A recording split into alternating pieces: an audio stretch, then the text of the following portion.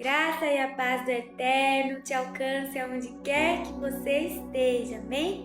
A palavra do Senhor para os nossos corações é Gênesis 8, onde o Senhor nos fala sobre o fim do dilúvio, né?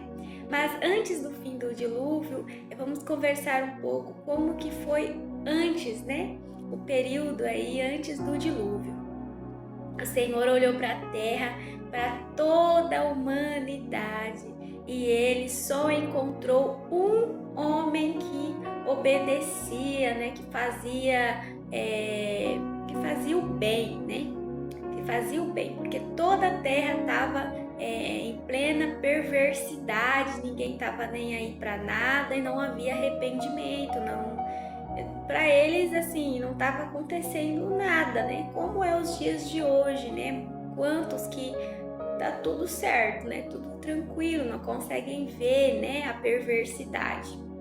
Naquela época lá era de uma forma geral, né? Ao ponto do Senhor se entristecer tanto que ele quis destruir toda a humanidade e todos os animais também. Mas aí ele olha para a terra e ele vê um homem, né? Um homem que para o Senhor basta ter um, né? Para ele salvar e se alegrar.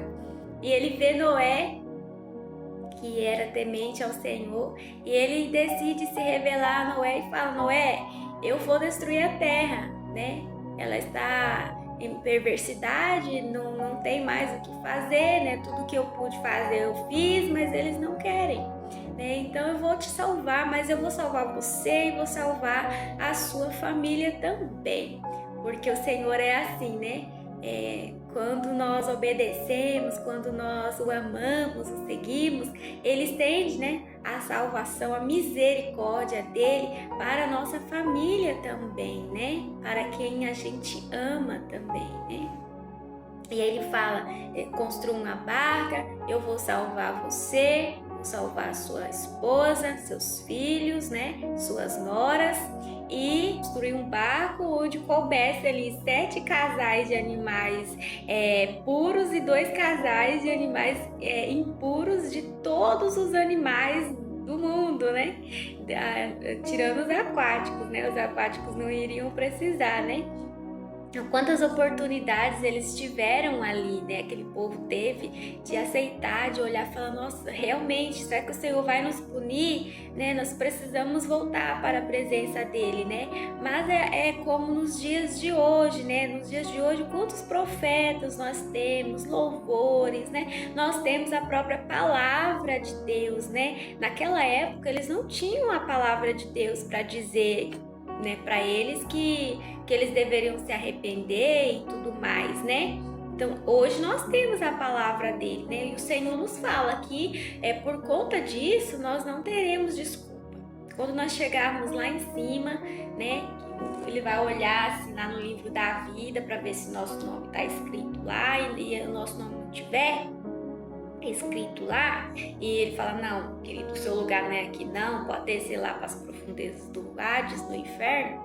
Ele não tem como a gente falar para ele: Senhor, mas eu não sabia que o Senhor, que eu tinha que me arrepender e te aceitar como o único suficiente Salvador, que eu tinha que viver uma vida de retidão. Senhor, eu não sabia. Não vai ter como falar, né? E também não vai ter como falar que foi enganado, porque a palavra do Senhor tá aí, pelo menos no Brasil, ela é livre para todo aquele que quiser ler, né? Nós temos ela em áudio, temos elas em tudo que é tipo de tradução, de versão, né? Infantil, de tudo que é a forma que você pensar, tem Bíblia hoje, né? Então não tem como chegar nele e falar: Senhor, eu fui enganado, porque ele vai falar: por que você não leu a minha palavra? Não está dizendo lá na minha palavra que o que ele estava ensinando, esse profeta, esse pastor estava ensinando era uma heresia, né? Então não tem como, né? E aí ele obedece, Noé obedece ao Senhor, constrói a arca, né? E aí o Senhor manda o dilúvio, 40 dias e 40 noites choveu, e aí depois do tempo determinado o Senhor cessa, né? Essa chuva, manda um vento sobre a terra para começar a baixar as águas, né? E quando termina esse período que a terra fica seca, né? Noé sai da barca e oferece um sacrifício ao Senhor. E o Senhor muito se agrada do sacrifício de Noé, né? E fica muito triste porque ele nunca quis destruir a humanidade, né? Mas a perversidade era completa, não tinha bondade, não tinha, sabe? Ele tinha que fazer isso.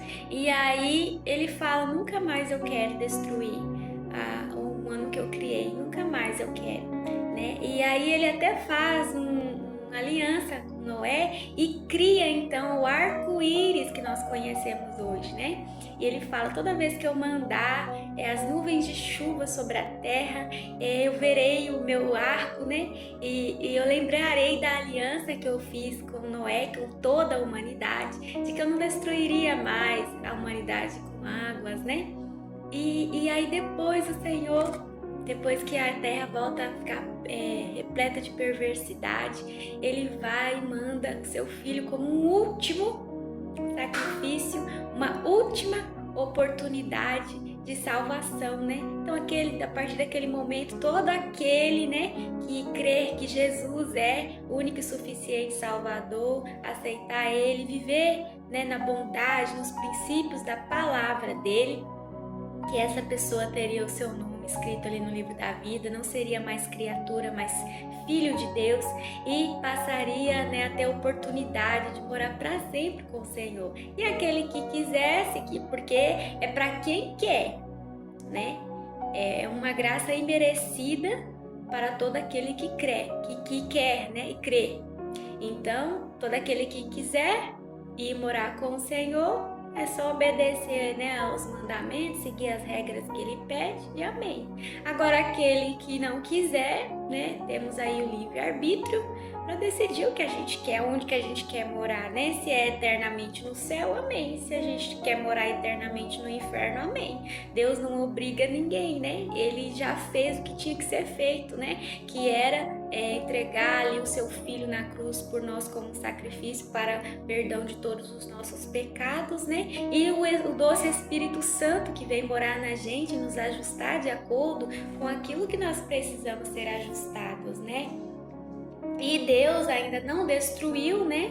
Não destruiu, não. Jesus ainda não veio, né, buscar a sua igreja, porque o Senhor espera, né, que todos, até os confins do mundo, né, tenham a oportunidade de saber que ele tem esse plano de voltar e buscar, né, e que tem sim o céu e tem o inferno. Ele quer que todos saibam, todos tenham a oportunidade de salvação. Mas quando ele fala que quando for pregado, né, o evangelho a todos, que ele vai voltar. E quando ele voltar, ele vai buscar os seus para ele, e os que não é dele, né, só lamento. E ele espera, né, que nós aceitamos e sejamos salvos. Ele não se alegra com a perca de nenhuma das criaturas dele, né? E a palavra do Senhor para os nossos corações é essa, que você venha entender e venha aceitar o plano de salvação da vida dele enquanto há tempo, né? Porque é chegado o tempo, querido, nós temos vivido, já tem se cumprido todas as profecias da Bíblia, tá bom? Em relação à vinda do Senhor, a vinda dele está muito perto, amém? O Eterno te ama, né? Ele se entregou lá naquela cruz, Jesus se entregou lá naquela cruz por amor a você, amém? Tenha um dia abençoado em nome de Jesus.